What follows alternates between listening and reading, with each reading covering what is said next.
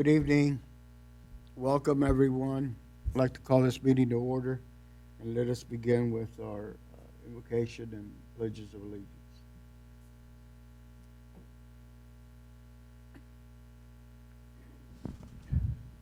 At this time, I invite everyone who is able to join us in standing for the invocation, followed by the Pledge of Allegiance and the Texas Pledge. As we begin this meeting, we are reminded that the work before us is about more than reports and decisions. It's about students, their growth, and their future. May our work tonight reflect thoughtful leadership and a shared commitment to doing what is best for every student.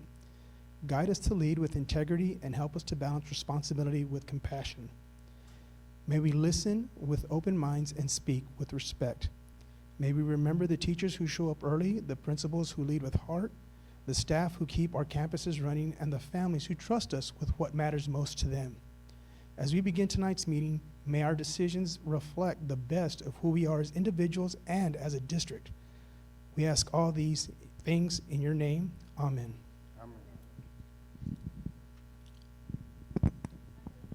To the flag of the United States of America, and to the republic for which it stands, one nation, under God, with liberty, justice for all.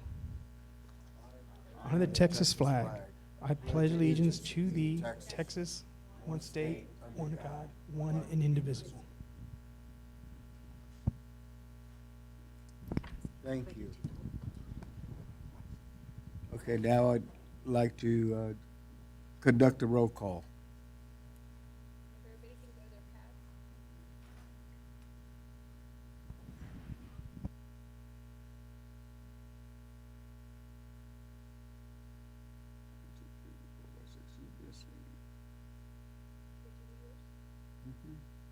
Flo, you haven't done yours. How come yours doesn't? Did it work? Okay. Just to show up on my screen. Okay, let's go into recognitions. Yes. And tonight, Mr. Barsonis is leading us in our recognitions. Ms. Collier could not be with us tonight. Tomorrow is the funeral for her father. So we are sending lots of love and prayers to Jenny.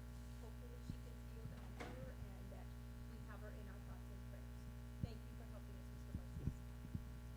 And if all the board will join.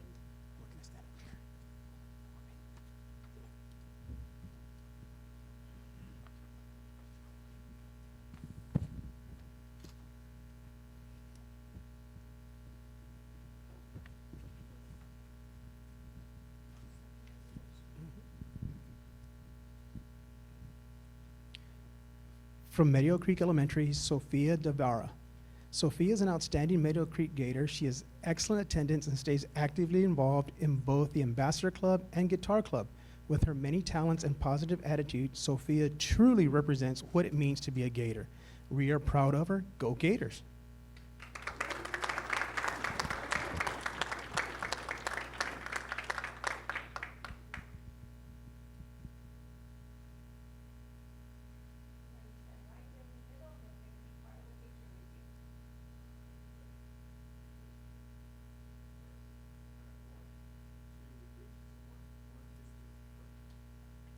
If her family and school family will please stand, we'd like to recognize you also.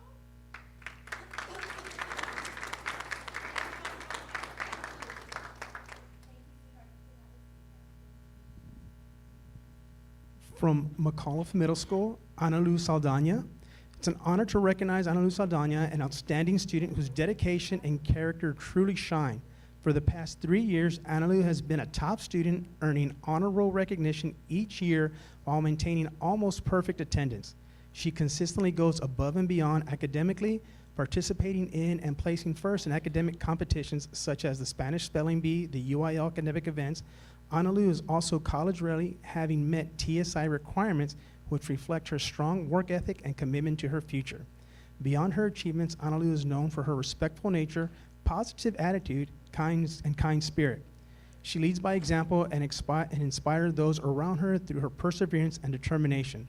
This recognition celebrates not only her academic excellence, but also the integrity and positivity she brings to her school community. We'd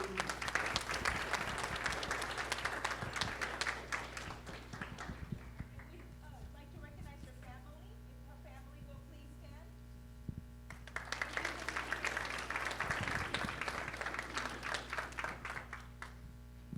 stand. Kylie Sanchez from Southwest High School. The Southwest High School Student of the Month, Kylie is a very active member of the NJROTC and embodies the qualities of a strong leader. Kylie is the platoon commander of Bravo 3 who earned the title of Honor Platoon this school year. She has over 34 hours of community service and was recently promoted to Petty Officer First Class. Kylie has received numerous NJROTC awards, including the Semper Fidelis Award, which recognizes a cadet who embodies the Marine Corps' value of endurance, loyalty, leadership, and dedication. She spends countless hours practicing for several teams that will represent Dragon Company at the Area 18 State Championship, all while maintaining A's and B's. After high school, Kylie plans to enlist in the Navy. She demonstrates what it means to take flight as a Southwest Dragon every single day. If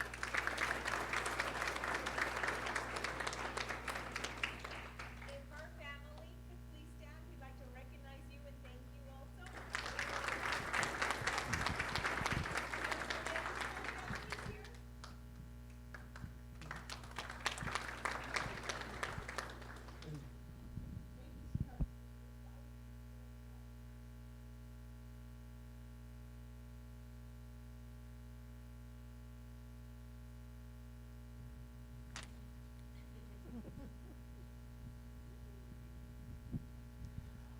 Our Southwest ISD Rising Stars have shown incredible growth, making positive changes and improving attendance. We are confident that their hard work will continue to have a positive impact on their entire Southwest ISD experience. From Hidden Cove STEAM Academy, please welcome Nestor Sanchez.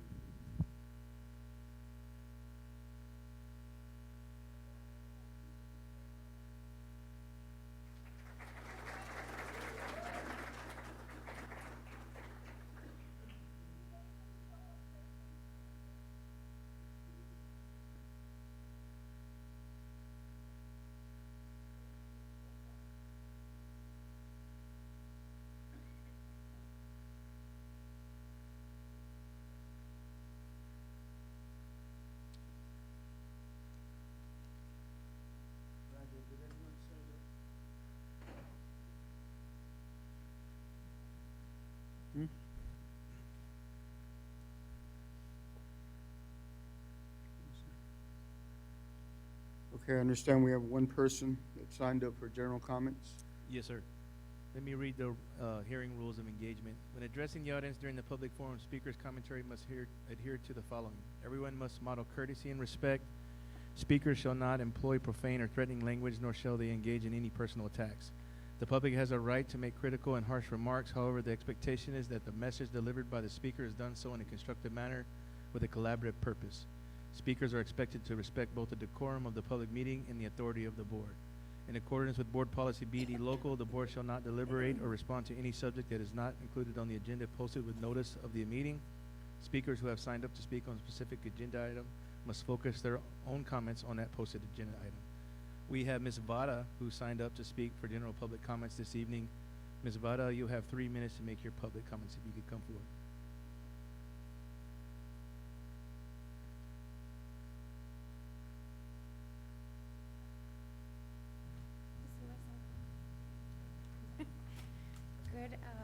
Good evening, everyone.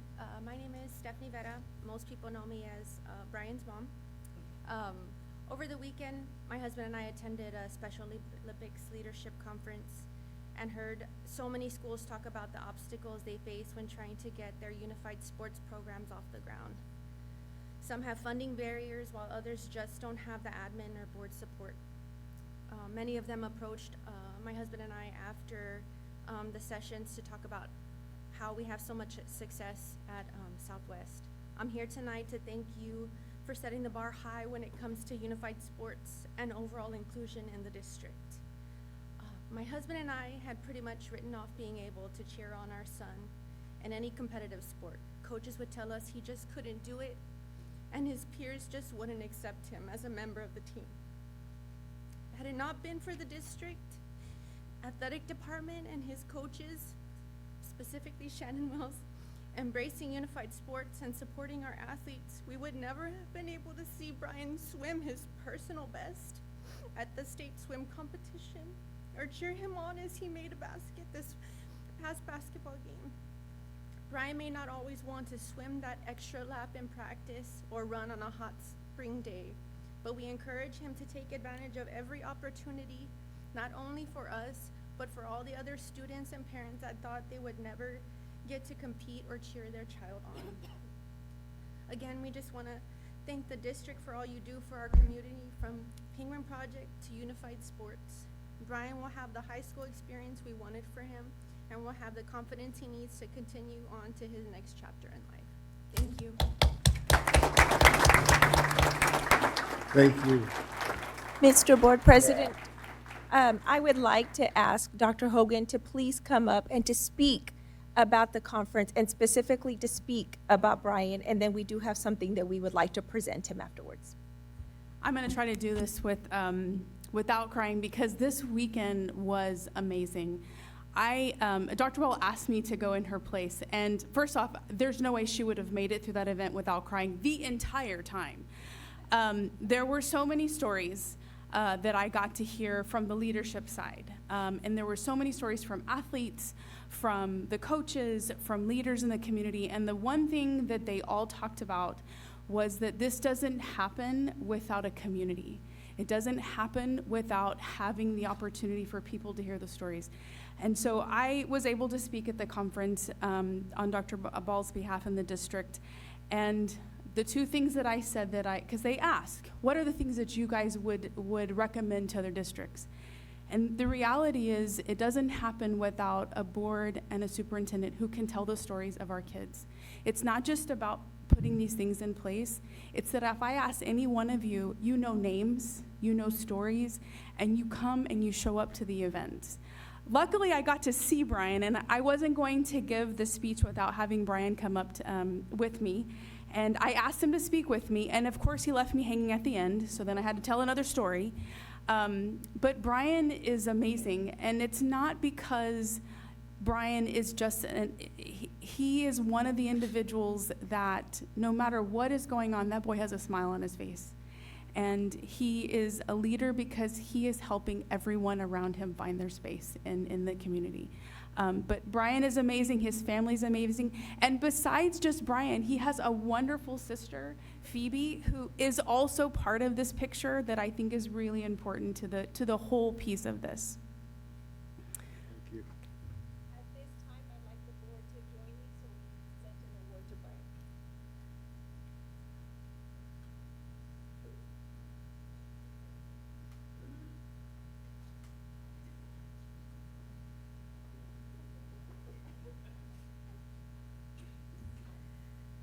Brian, so that this is a surprise for you, right? But we want you to know how special you are to us, how every day you encourage us, you motivate us to do better for all our students. And when Southwest ISD says all, we mean all. So thank you for all you do and for representing our district so well at the conference. Congratulations to you.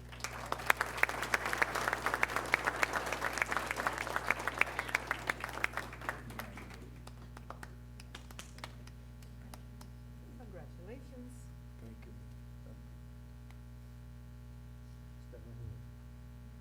And we would like to ask his parents to join us for the picture. And his sister. And his sister.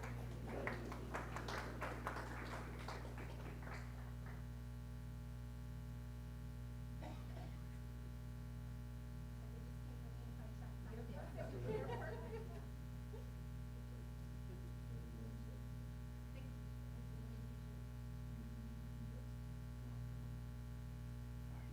she's very tall.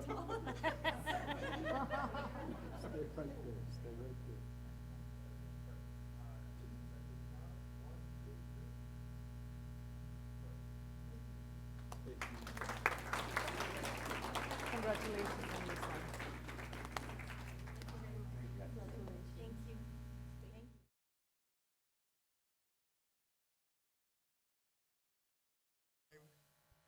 Consent agenda. Board members, you've had that before you.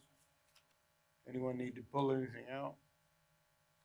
If not, we'll entertain a motion. I second. Motion has been made and seconded to accept the consent agenda as presented. All in favor, please vote now. All opposed, same side. You can vote at this time. Motion passes unanimously. Thank you. Okay, items of information, construction update. Yes, sir. We're gonna have Thomas Kruger come up and introduce our folks to talk about construction tonight. Please bear with us. This is Thomas's first time at our board meeting in this room, so he's still learning how the ropes. Have a water main break at Langston, so Southwest Elementary, Jorge Flores and Steven Jackson are gonna go first.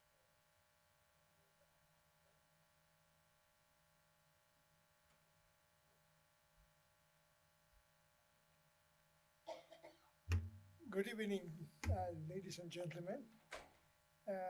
Jorge Flores with Garza Bomberger and Associates, and Stephen Jackson with Bartley Cook. We are here for you to inform about Southwest Elementary School renovation project. This slide just shows the phases which this project has been broken. The phase 1, 2, 3, and 5 has been completed. Phase 4 is under construction right now. These are the phases that were completed. We are just showing the end product. And in the phase 4, the demolition has been completed, and the gypsum board wall are erecting as we speak. The air conditioning units has been installed in phases 1 through 5.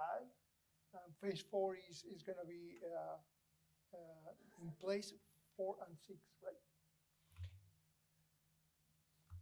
These are just pictures of what we found behind the walls. And that's basically it. This is the completion. We just verified that the punch list items were completed this past Monday. And I can tell you that it's complete. We are going to issue the substantial completion certificate for that phase. And that's basically it. Oh, schedule. It's on schedule. Actually, it's a little bit ahead of schedule. So we are on schedule and under budget. Any questions? Thank you. Thank you. Thank you. Next, I have Ryan Brookfield and Jonathan Salas with Marksman. They're gonna report on Pre-Walled School of the Arts renovation.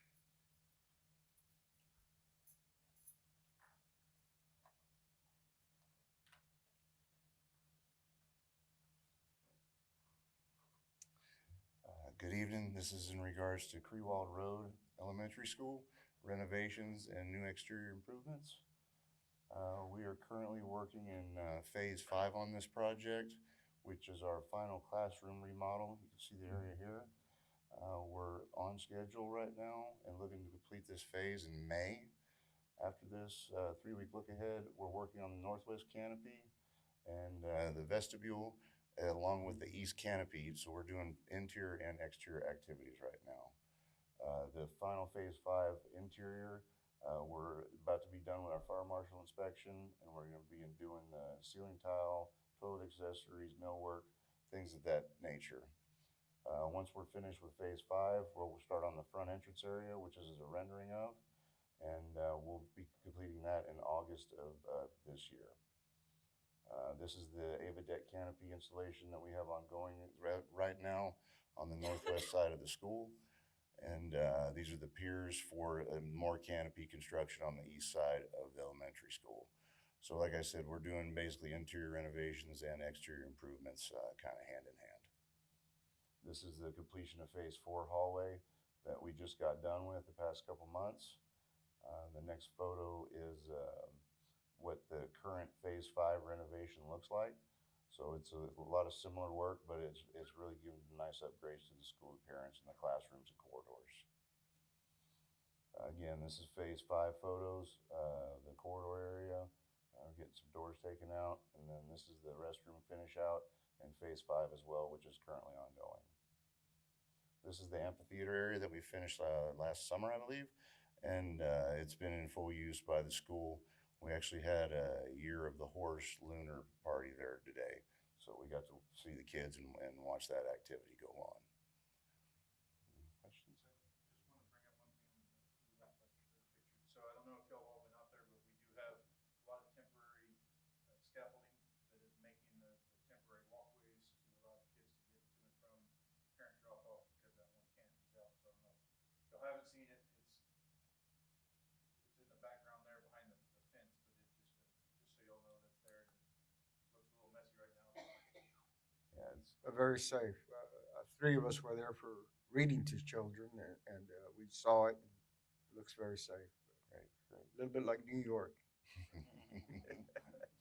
Thank you. Thank you all very much. We're on schedule? Yes, sir. On schedule and on budget. Yes, sir. Thank you. Yes, sir.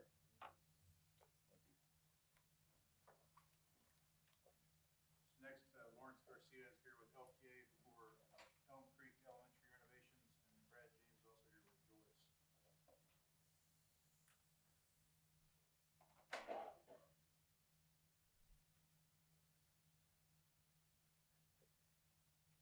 Good evening, Board. Thank you for your time tonight. I'd like to give you an update on Southwest ISD's Elm Creek Elementary School renovation. So we're currently in Phase 4, largely consisting of these 8 classrooms, one of the smaller phases of this project. George has done an incredible job. They are on schedule. This phase is set to complete in March. So I believe next couple of weeks, we've got an inspection coming up. Final inspections next week. Awesome. So next week, final inspection, and then we'll do the subsequent punch walk. Overall, we are 56% complete of the total project and about 75% complete on this phase, as you'll see in the upcoming pictures.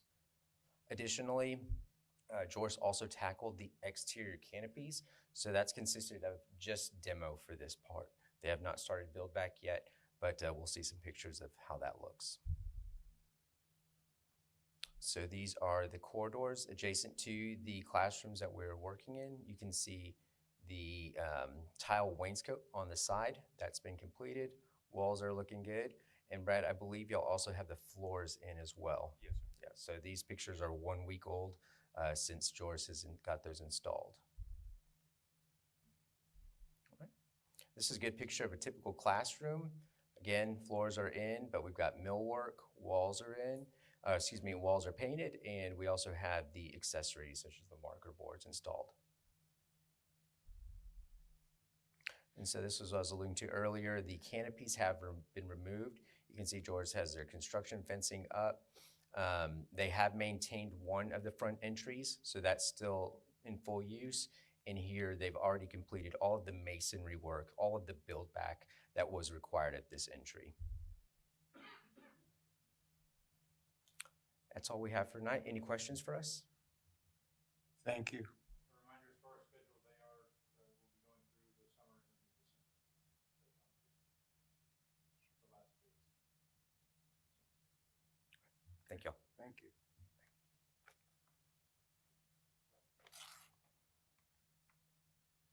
Next, we have, Monel Jimenez is here with Marvin Mock for the Alvarado Elementary. Brad. Good evening. We're happy to present a construction update for Juan Alvarado Elementary School.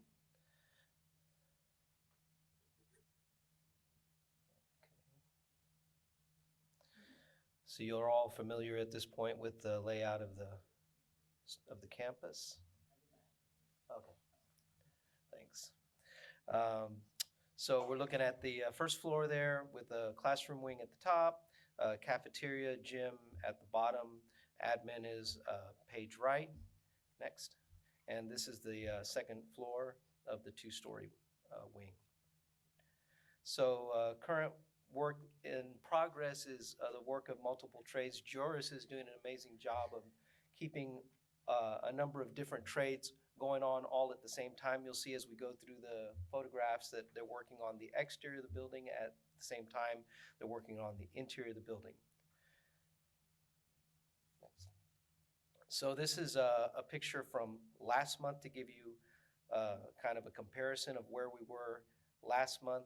Next is a picture of the similar view that shows some of the progress since last month. And you can see as looking around the general area of the building, work in the parking areas is ongoing, starting to pour concrete in the bus loop. There's masonry, or a substantial amount of masonry has been completed since the last month, and also some of the metal siding, metal panels have been completed. Also roofing, you can see the different colors on the roof represent the finished granular surface has been added. Next. This is just kind of going around the school. So you can see this is more a view of the front of the school. Next. So this is looking at the two-story. So this north elevation still doesn't have the exterior finish on it, but has all of the air barrier on. Next. And this is looking now towards the courtyard, and you can kind of see there in the courtyard area that there is masonry already installed, and then there's metal panels around the gym, and also masonry on the music and art portion of the building. And you can see as you look again from this view, more of the masonry on the south elevation of the building and also in the courtyard area. This is looking at the interior of the gym, and you can see here the picture on the bottom right shows that the restrooms already have tile installed. Next. This is tile in one of the visitor toilet rooms, and then looking at the art and music rooms as well. You can see that all areas are getting more and more complete. This is area C, the cafeteria. You can see again the walls are being painted. There's paint being going on the ceiling structure and also the duct work. Next. And then in the kitchen area, you can see tile going on in the kitchen and the cooler and freezer installed. This is looking at some of the SPED classrooms and small classrooms, and also one of the toilet rooms. Next.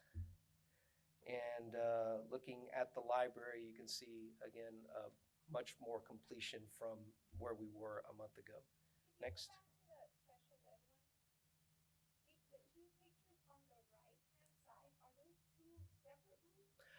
Yes, the on the right hand side, the room on the top is one of the speech therapy or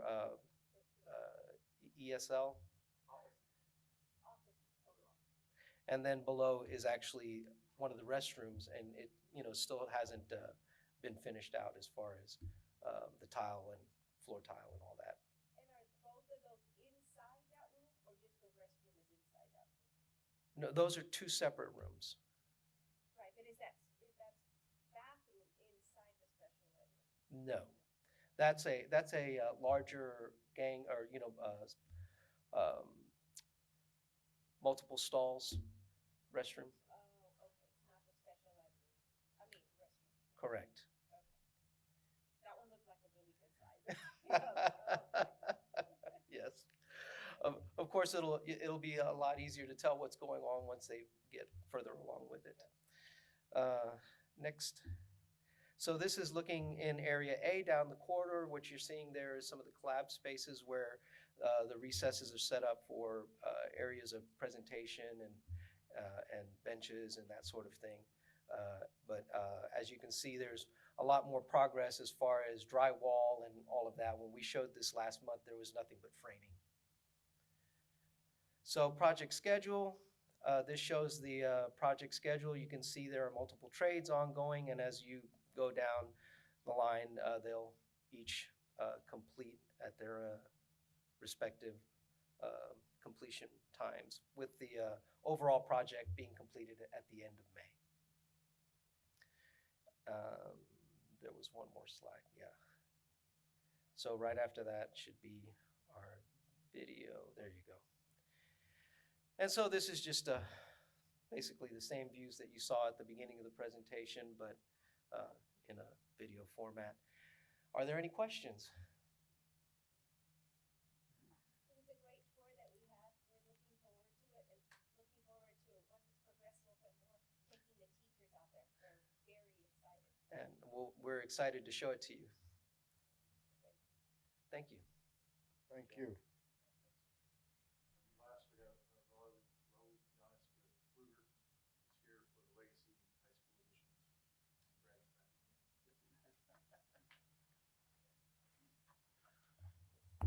All right. Well, good evening, everybody. If I may, I'd like to kind of start off and kind of address the elephant in the room. Unfortunately, Mr. Rafael was feeling a little under the weather this afternoon, so he could not make it. So he certainly sends his hellos, and we're wishing him some healthy vibes. So we'd like to kind of get started with the update Southwest Legacy High School Edition. Tracking very well. I'll kind of begin with the site work and utility portion of the work. The sanitary sewer utility work has been completed along with the fire hydrant work. So the majority of the utility work on the outside of the building has been completed. In terms of the existing welding shop on the sort of back end, the canopy steel structure, the essentially extension of the canopy pretty much has been completed. That's kind of going through the final phases of completion in terms of the painting for that. So I believe there's been discussions about seeing when that could actually be turned over to the district for district use. So that's really good news. In terms of the actual building itself, the exterior facade and interior spaces, the first roofing coating has been completed. Mechanical roof curbs have been installed in preparation for the installation of all of the HVAC units. The exterior sheathing, and we'll see some of these photos here in a second. The exterior sheathing and the waterproofing is ongoing, obviously on the exterior of the building, on both floors. The exterior window installation is pretty much complete. That's in progress. And on the interior, we have the drywall being installed. I think the main focus has been on the first floor and kind of working from that up to the second floor. A lot of in-wall inspections have been occurring, so all of those are being approved. Then all of those walls are now being covered up. Like I mentioned, the roofing curbs, all of those have been installed. Mechanical ductwork on the inside, pretty much complete. Really getting ready for the installation of the ceilings as well. We can go to the next slide. This kind of shows the overview of the project. The top two images really kind of show an overall of the building. It's starting to look like a building now, which is really good. Like I mentioned, the exterior sheathing has been pretty much completed. That sort of black paint on the building that you see there, that's all of the waterproofing. So they're pretty much kind of complete except with the back end. Kind of hard to tell on the photo, but the brick is already on site as well. Scaffolding is already up for that work to begin here pretty soon. They're going to essentially start from the front right-hand side closest to the existing building and kind of working themselves clockwise and getting the exterior of the building pretty much buttoned up. The next 4 slides down below really just kind of show some of the images of the interior, typical classroom and corridor where we start seeing a lot of the gypboard, drywall being installed, getting ready for paint finishes. And the last bottom photos, the one on the bottom left is kind of through that main spine, classrooms on either end, really kind of start seeing that railing. A lot of the framing on the second floor, like I mentioned, a lot of the drywall is happening on the first floor, and they'll work themselves up to the second floor. And the bottom right photo is just of one of the group restrooms, already have the drywall in, so they'll start installing tile and fixtures and things of that nature to get that portion complete. In terms of overall schedule, we're a little over 50% at this point in February. We still have high confidence in Joris. to get this. I think we're tracking for the end of June, June 30th specifically, to get the building substantially complete. Any questions? Thank you. Appreciate it. Thank you so much. Thank you, Tom. Okay, monthly tax report. You've had that before you. It looks like Yes, sir. Just a little We're behind. about 73% as of January 31st on collections. financial report. Anything to, no? Investment report. Board members stop me at any time. Is that about normal for this time of year, Brandon? We're actually down. This time last year, January 31st, we were at 83%.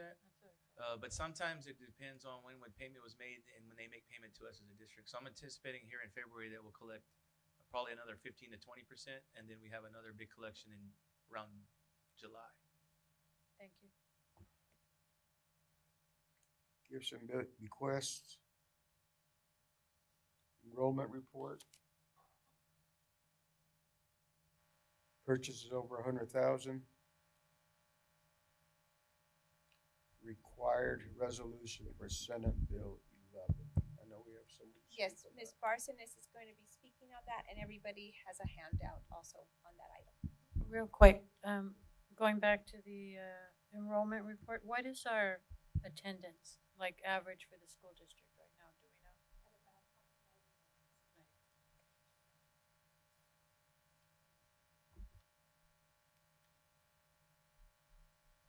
I'm going to go ahead and you have a PowerPoint package in front of you. With this last legislative session, one of the Senate bills that came out was Senate Bill 11. Senate Bill 11 would denote a period of prayer and reading of the Bible and or other religious texts in our schools.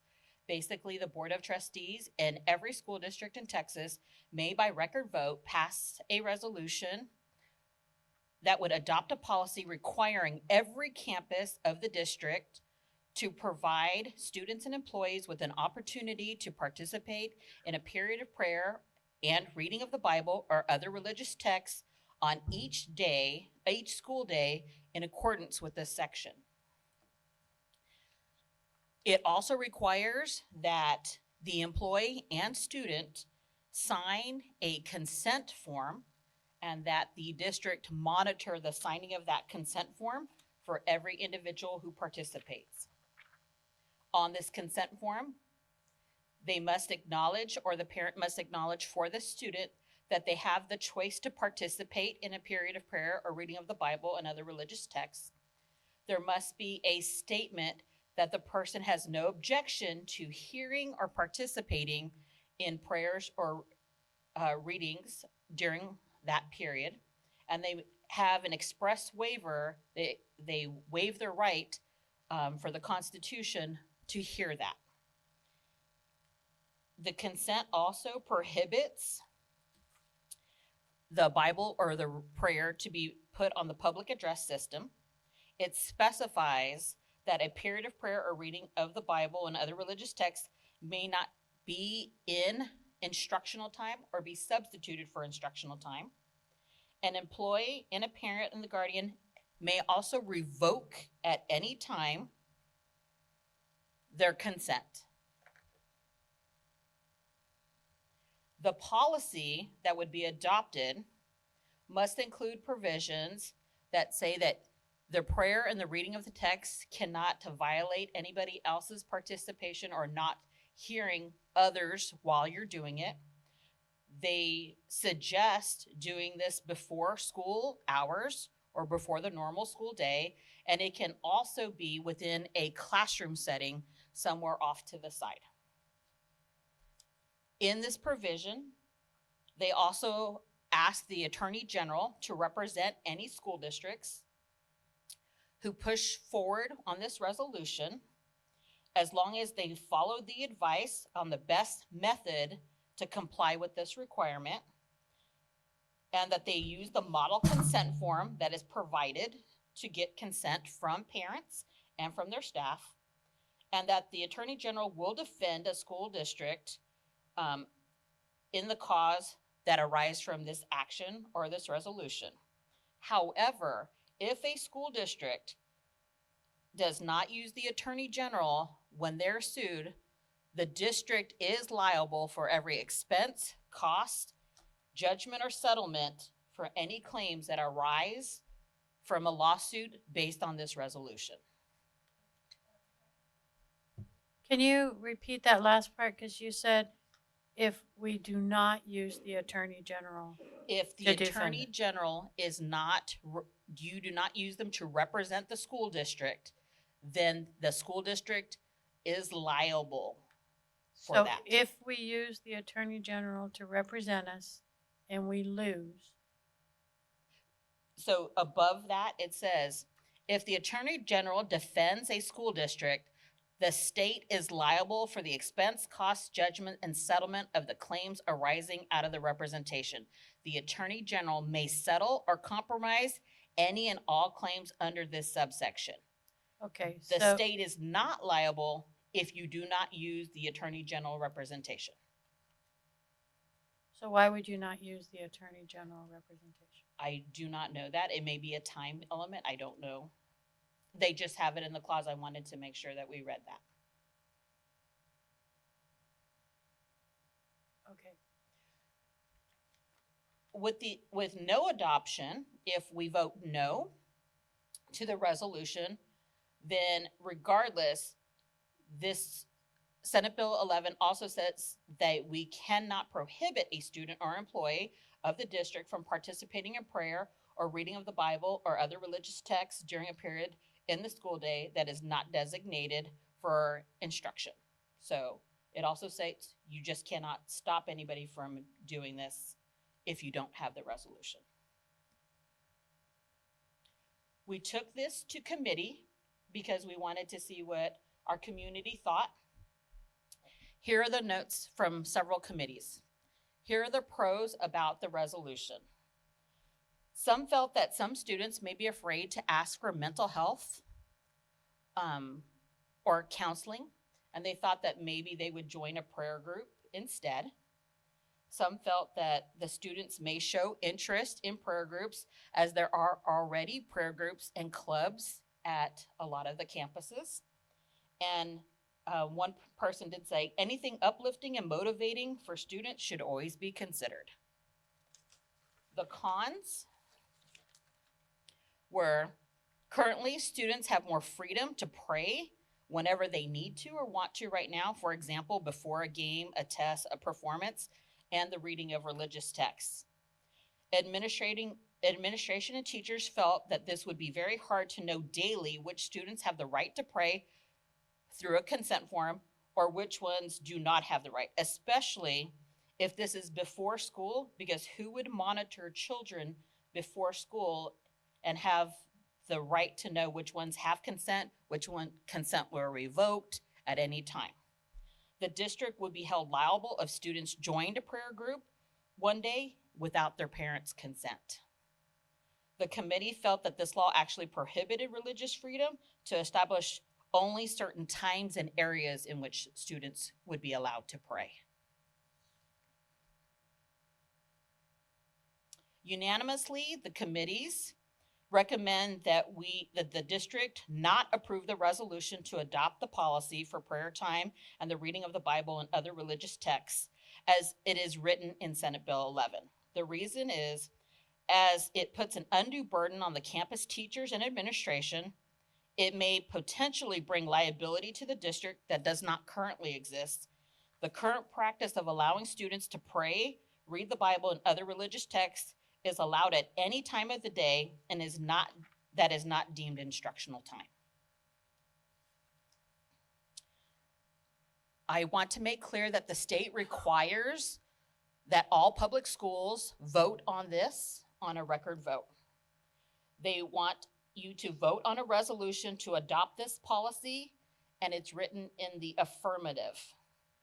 It would designate a policy to designate a specific time each day for students and staff to be able to pray and read the Bible or other religious texts. The resolution in the wording is very specific and it has to be written exactly how it states in the law. So instead of it saying yes, today, the board will need to vote. If you vote to pass the resolution, then a policy will be created to designate a specific time for prayer and the reading of the Bible and religious texts. If you do not pass the resolution, then the established practice allows for prayer and the reading of religious texts and the Bible at any time of the day for students.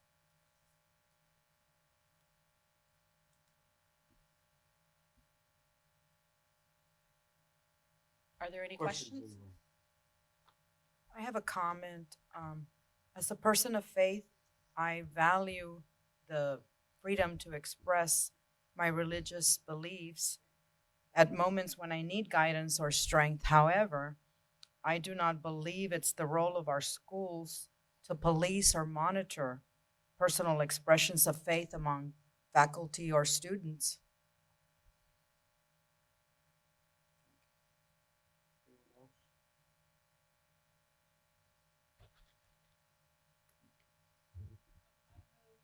Oh, This I'm time sorry, it's an I'm item. sorry. It's an item of information, yeah. I do want to say, it kind of reminds me of that permission slip that everybody had to have to get a Band-Aid. And so this year, we had so many kids that didn't turn the paper in, and they couldn't get help from the nurse, and all of the to be able to police all of those forms is very difficult. So I think that since our current practice already protects the students' rights to pray and read, and also our administration's rights, then I think we probably should just stick with what we have now and not adopt that thing. Although it is a nice idea, SB 11. I agree with you. Thank you. Okay, student dress code. Yes, many staff members have asked us to put together something more specific with more clarity for student dress code. So I did ask Ms. Barsonis to work on this, and I know she's been sending this out and working with many committees and getting lots of input on this. So we have a history of going through dress codes. We actually had a parent group about 3.5 years ago ask us whether or not we were going to approve a dress code for students.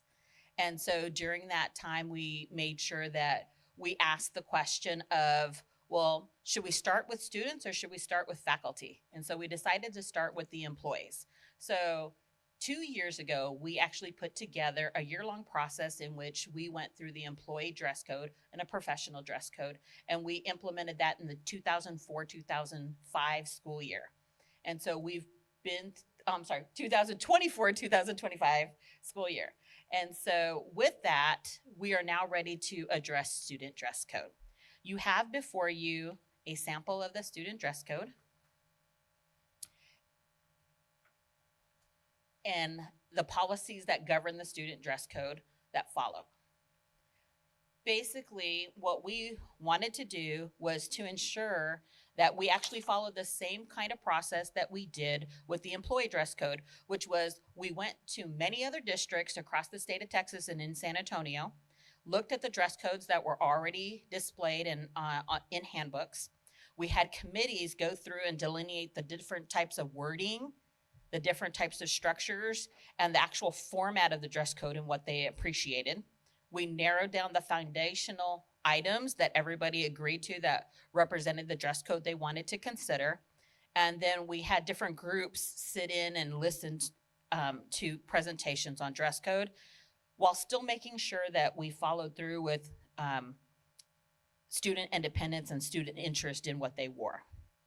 Our next steps from this is take it to the superintendent's student advisory group, and then allow campuses to share the draft copy at their parent meetings so that we could get more input.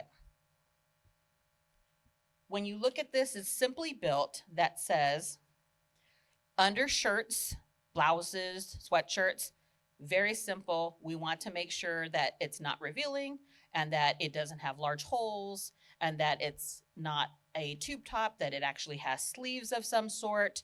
This is not only to make sure that we have everybody dressing appropriately so they're ready for career and job development later on, but also to make sure that their safety, especially when they're in science labs and other career tech classes, to make sure that there's safety in clothing, to make sure they're not too loose, they get caught in machinery, things of that nature.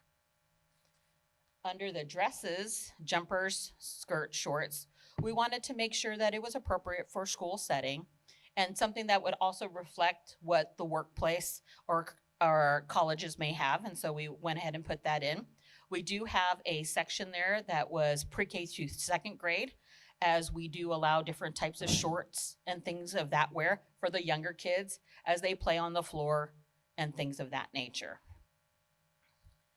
Then we have a section under shoes, and this basically is a lot of safety. We wanted to make sure that shoes were tied properly, also to make sure that we're not wearing flip-flops. We are allowing Crocs.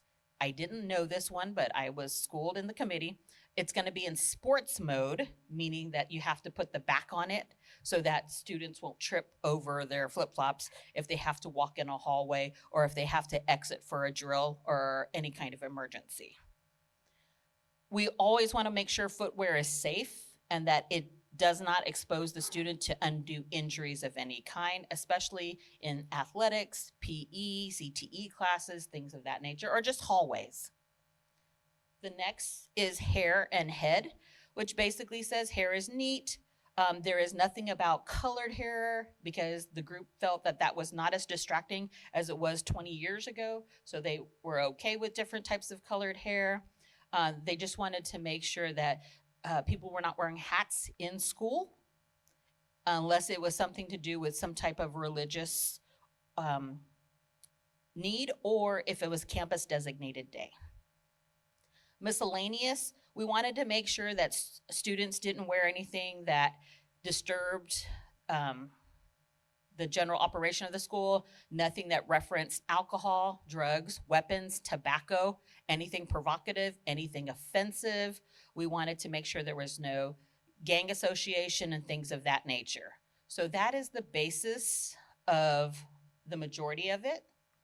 The groups really like this type of poster.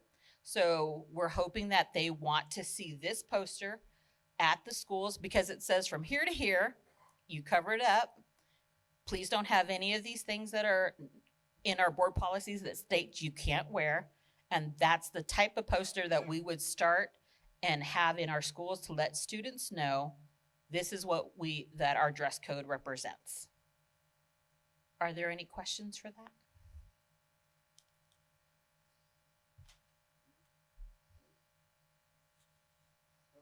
Thank you. Thank you, Francis, for your work on this.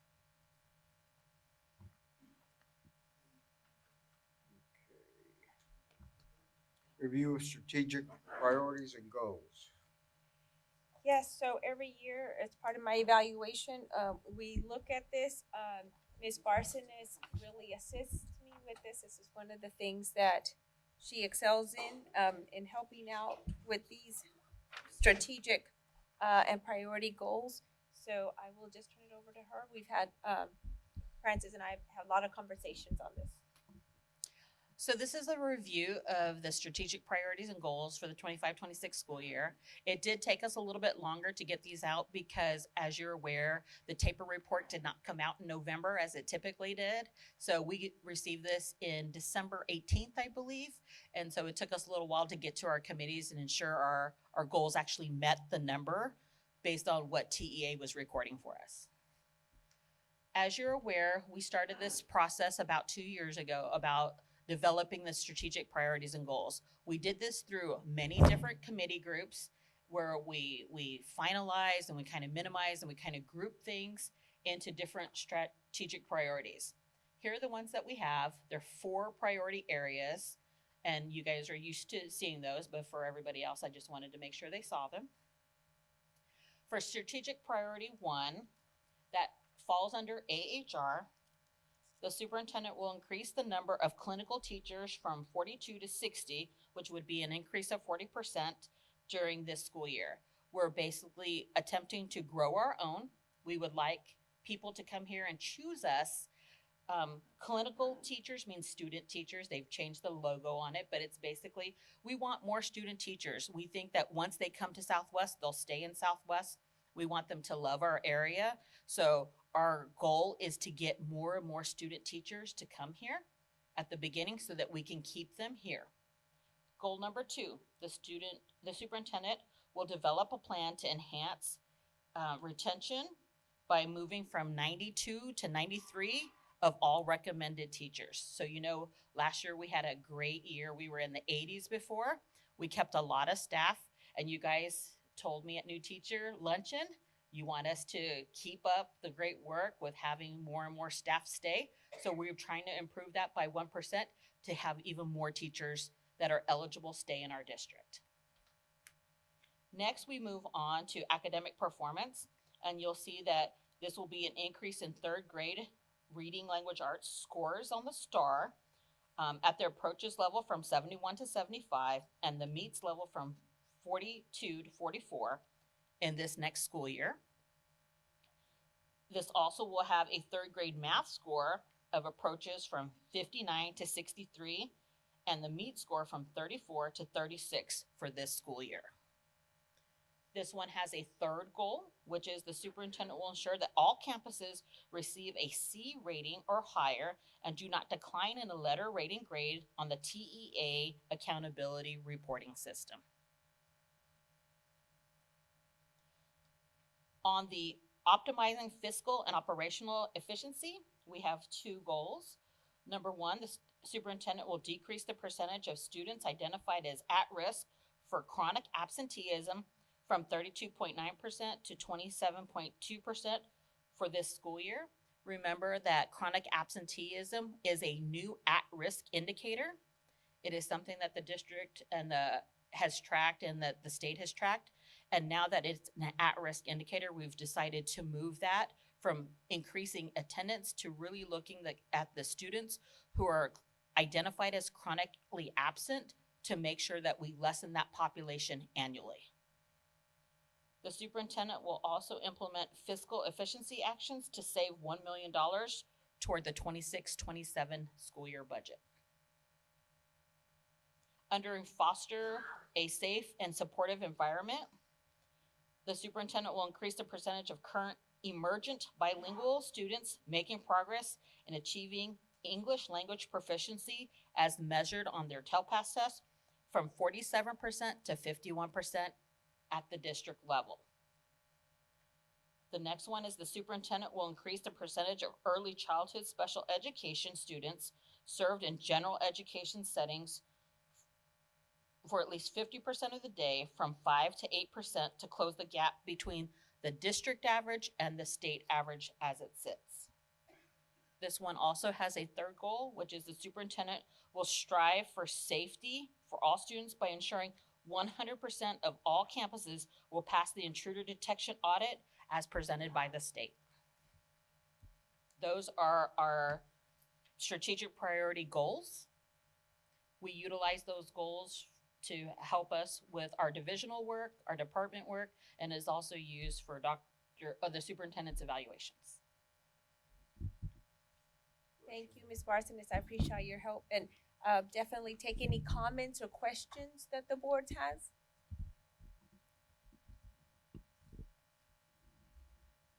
Thank you. Okay. LASSO 4 lift grant items of information. Dalila has that. Yes, and that's a great segue from what we just heard from our strategic priorities. Here within our district, we are fortunate that we get to celebrate another awarded LASSO 4. LASSO is mainly for learning acceleration support opportunities. And so we continue to apply for these grants. This is our 5th year that we get to be a part of these opportunities. So this LASSO 4 is going to focus on 4 different strategies. Out of the 4 strategies, we were able to gain some funding for 2 of them, which is a curriculum and instruction and education and training. Under the LIFT grant, which is the first one that we just mentioned, it is specifically for us to continue to invest in our leadership and instruction. So mainly, we are going to be working with district leaders, campus leaders, in order for us to continue to move through the work. This will be a 3-year program, which is a multi-year investment in our leadership, and it helps us sustain the work that we have been doing over the last few years. Currently, we are in our implementation phase. It does mention how this coming year we should be going deeper into the implementation, which is Bluebonnet Learning, and we currently have Bluebonnet Math, which we have adopted from K through even high school for college algebra. Under that work, we are looking forward to partnering up with an approved vendor who is going to also support with monthly coaching for our principals, high quality professional learning, and additional instructional supports and systems that we will be putting into place. In addition to that, there is also a piece called LIFT Add-on. So add-on is specifically for targeted supported campus, which is through our Title I campuses. And they will be getting additional support for POC, coaching, and observation feedback cycles. We also partner with HR, which is along with the strategic priorities that we just heard, they continue to work on their buckets, which is recruitment, preparation, and mentorship. So they were also part of this grant. So I do want to say, I want to thank our fabulous team along with HR, and this is a work being led by Lisa Bolte, Anitra, Zeline, Veronica, which they continue to work with our campuses and provide additional support as the year goes by. But now we get to bring in this fabulous support that the state has now granted us. So here we'll see just the amount of money that we're looking at. We're looking for prep residency, grow your own mentorship, and the one fabulous LIFT, which we're looking at is almost $1.18 million, which it is a 3-year program, and every year we will continue to get some funding. And then the add-on is just a 1-year program for $360,000. So we get to celebrate that work tonight.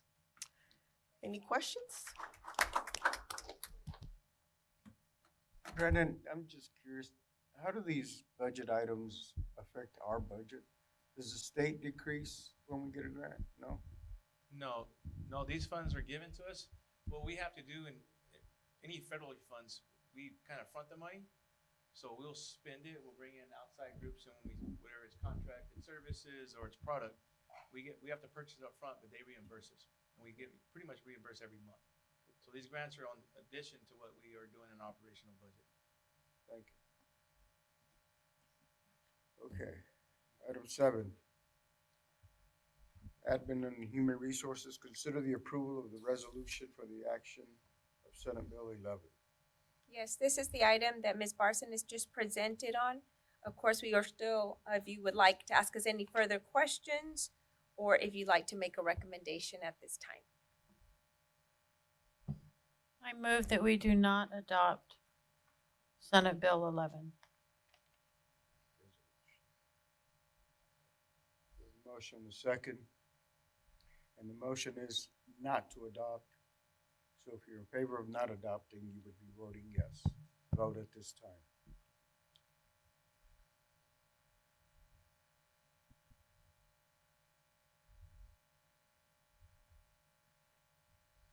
Motion passes unanimously. Thank you. Okay. Business and Finance, consider approval of 24-25 district financial audit. Yes, sir. Everybody has a copy. Just Yes, so you know, if everybody could get out their copy. We are required by law to hire a third-party certified public accountant to come in and do an independent audit of our finances for, this will be for fiscal year 24-25. And tonight, we've got a treat because we're going to try something as well. We're doing this virtually. So we're going to walk you through our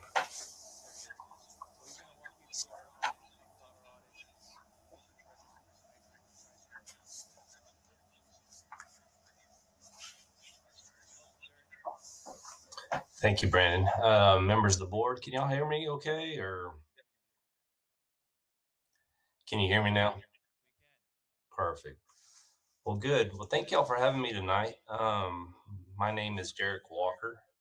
Is it and I am with the auditing firm Coleman Horton and Company. And like Brandon said, here to present the audit for August 31st, 2025. We try to get this, so actually before I start, will the board secretary and board president please sign that certificate of board that is on page 3 and get that to Brandon later tonight so he can get that submitted to us. We try to get this audit out to you early so that you have a chance to review it. And that way just to keep the audit presentation short tonight. So with your permission, I'm just going to go over our opinion letters, fund balance, and some individual funds, and also your general fund budgetary comparison schedule. Are y'all getting an echo on your side? No? Okay. Our first opinion letter is on page 4. I'm just going to go over all 3 of them briefly.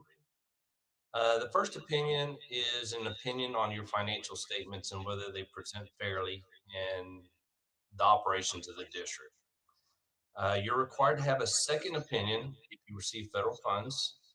And this is an audit on your internal controls, compliance, and other matters. And lastly, there's a third opinion if you receive over $750,000 in federal funds. You're required to have an audit on your major federal programs. In the Southwest situation, they had 26+ million in federal funds, so this requirement was needed. The major funds that we did audit were your child nutrition program and IDEA Part B. On all 3 opinion letters, they were considered clean or unmodified opinions. So congratulations to the district in that regard.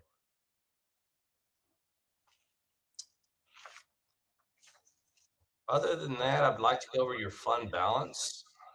If you do have your hard copies, can you turn to page 22 and 23?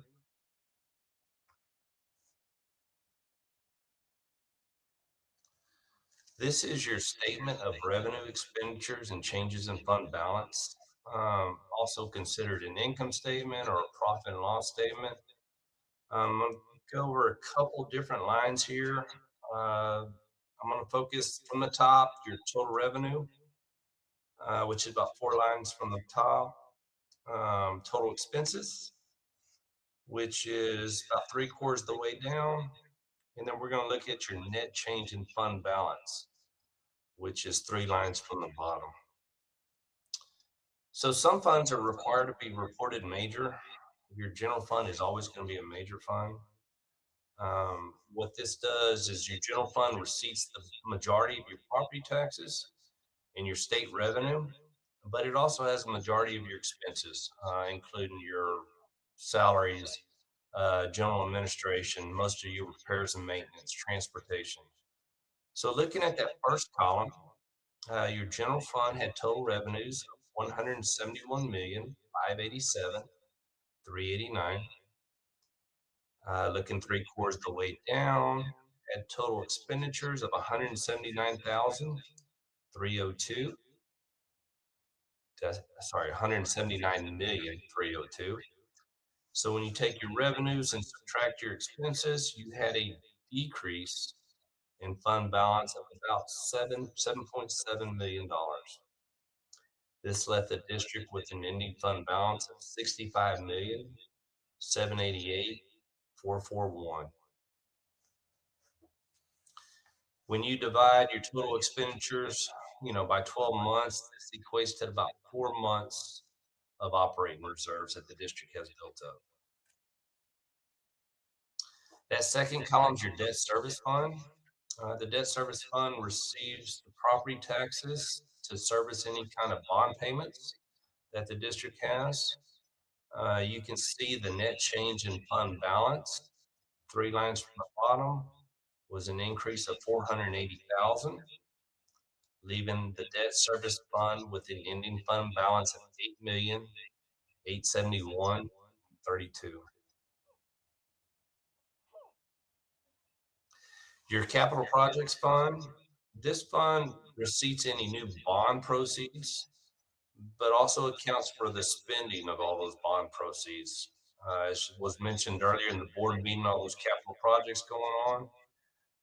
So looking at that fund had a decrease in fund balance of 68,072,583, leaving that with an ending fund balance of 127,478,775. That fourth column is your other funds. These are funds that didn't meet the requirement of being reported as major. Most of these are your federal funds, your child nutrition funds, your campus activity funds. We lump them all in this column. Looking at that change in fund balance for all those individual funds was a decrease of 249,938, leaving those other funds an ending fund balance of 4,336,115. Last column's a total of all the funds we just discussed. Looking at that change in fund balance, far right column was a decrease of 75,556,691, leaving the district with an ending fund balance of 206,474,463. So as y'all continue to spend your capital project bond money, that fund balance is going to decrease quite a bit, in the upcoming year. Any questions on those?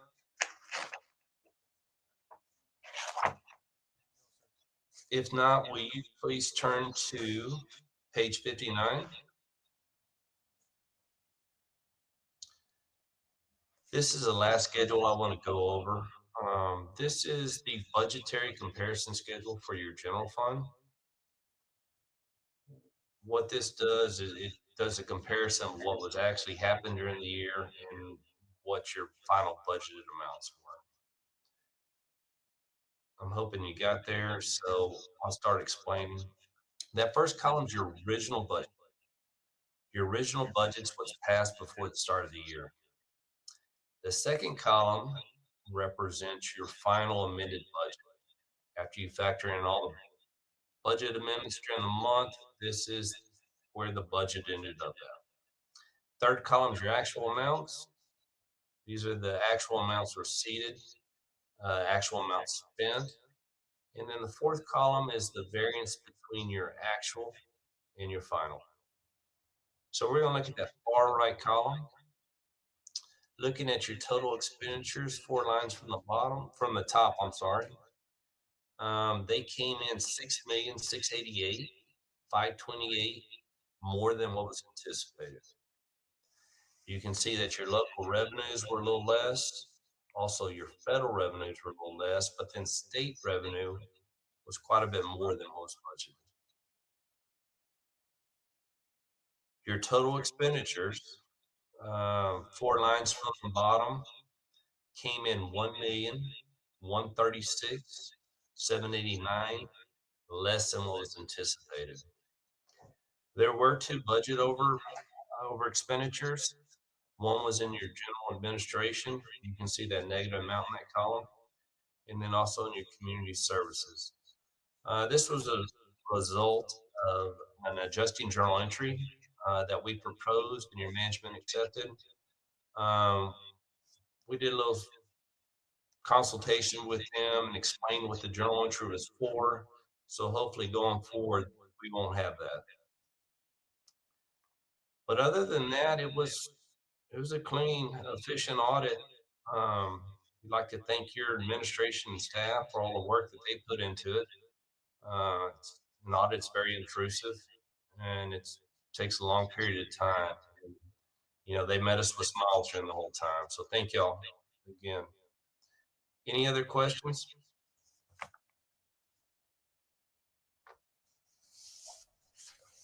Thank you, Derek. So tonight, I recommend to the board to approve our 24-25 financial law. Motion second. Board members, questions? Hearing none, vote now. Thank you.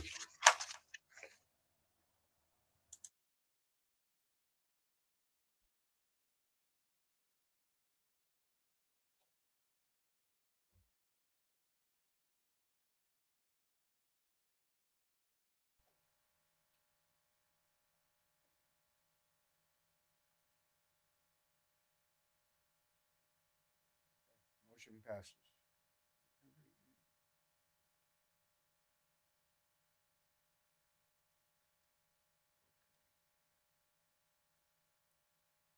Consider approval of classroom furniture and equipment for multiple campuses. Who has that, Brandon? Yes, Thomas? Thomas has that, and then there's also a new handout that was passed out for them. So I did hand out before the meeting, there was an updated version. We were still working out the final costs. So, as y'all are aware, there's three renovated elementaries, the Alvarado Elementary and the new Legacy Addition, all areas that are going to be needing furniture this coming August. The three renovations we're going to be doing like we did for Bob Hope last year, where we take all the, it's gonna be classroom furniture specific, not all the offices and everything, but we're gonna be replacing all the desks and student chairs in all of those areas at the three renovated campuses. In addition to that, it's all furniture, including library furniture at the Alvarado Elementary, and then all furniture for the new addition at Legacy High School. So through the process, district staff reviewed and compared quotes from multiple furniture vendors. We had 5. After the review, the staff is recommending that we purchase furniture for the library at Alvarado Elementary from Indico, and then all of the rest of the classroom furniture from JR Incorporated. Both JR is on the, JR is on the ESC Region 20 Cooperative, and Indico is on the Buy Board Contract Co-op. And so the combination of those two companies, one Indico for the library and then JR for the classroom furniture, is the best value for the district. That furniture will be purchased with the 2023 bond funds in an amount not to exceed $1,172,200.59. So our recommendation is that the board approve Indico and JR for that amount. I move. Motion, 2 seconds. Questions, anyone? Hearing none, please vote now.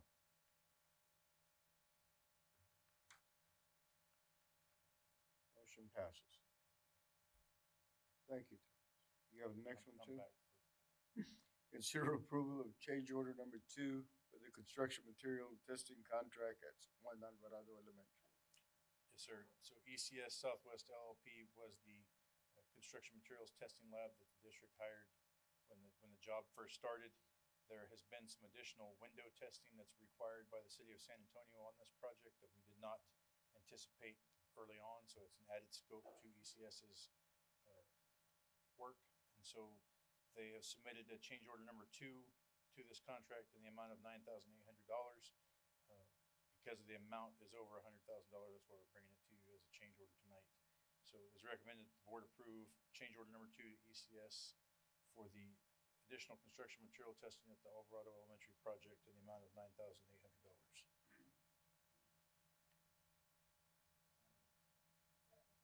Motion, a second. Questions, anyone? If not, vote now.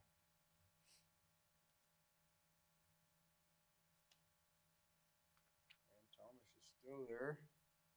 Consider approval of the re-roofing project at Spicewood Park Elementary and Sun Valley Elementary.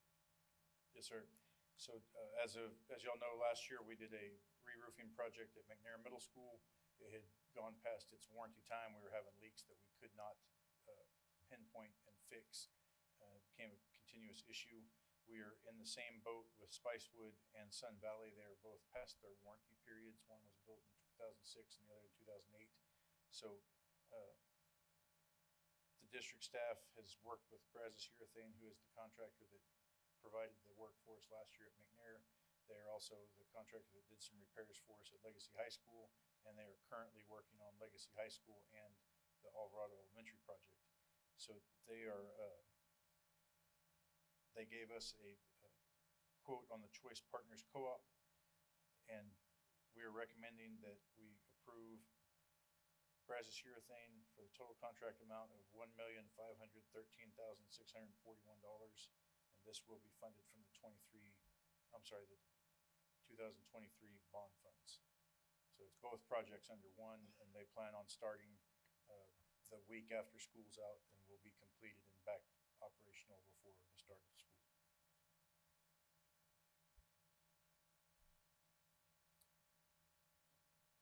Motion is second. Questions? Hearing none, vote now.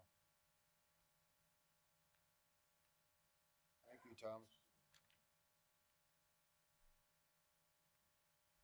Okay, give me that one last thing. Yes. Okay, so my one last thing, is that what you asked for?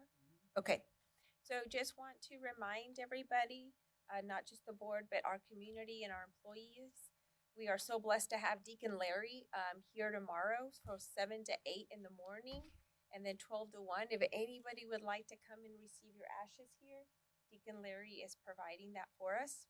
Then this Saturday, Legacy High School Mariachi will be competing in the state Mariachi Festival at 4:15 at Seguin High School. We're very proud also of Legacy. Y'all heard my phone go off because Legacy won their basketball game. So we're very proud of them. So let me make sure I'm reading the right information that I got from Peter Wagner in regards to that. I'll still send it out to all the board, but I want to make sure that I'm sharing this. So Wagner won tonight. Excuse me, Lady Dragons will play Wagner at 6:30 on Friday. And the boys did win tonight, so they will play on South Sand on Friday at 6:30 at Legacy. So it looks like we might have 2 games on Friday. So very proud of our teams for doing such a great job. Those are my things. And Legacy was district champs, yes. Yes, and the girls did an amazing job last night, and they also won last night. No, just the boys at Legacy. So the girls, they won. They had not been in the playoffs for 10 years, so they are now in the playoffs. They won their first playoff game last night, and they will have another game. And they are the by-district champs. Good news. Very good. Anyone else? Yes, she did. She performed Saturday. All of them did awesome. A lot of great things. Thank you. Okay. Now we will go into closed session as permitted by sections 551.001 -551.146 of the Texas Government Code.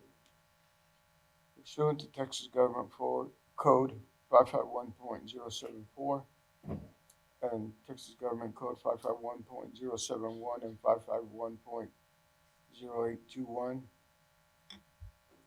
We will now at 7:27 go into closed session.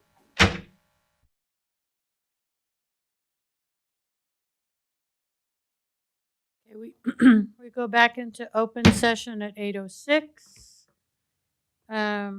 Going back to section 11, A, discussion on personnel and administrator employment, resignations, reassignments, leaves of absence, and contract renewals. I move that we approve the superintendent's recommendation on personnel. A second. We have a first and a second. Is there any questions? If not, I call for the vote.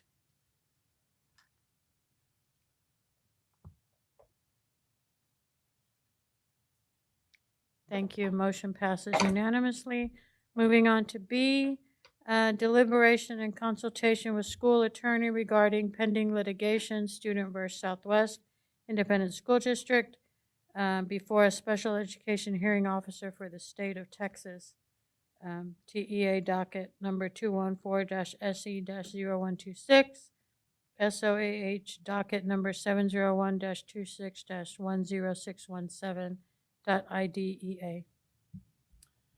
I move to accept the recommendation of the superintendent and the school's attorney and direct the superintendent and the school's attorney to proceed as discussed in closed session concerning student versus Southwest Independent School District before a special education hearing officer for the state of Texas, docket number 214-SE-0126.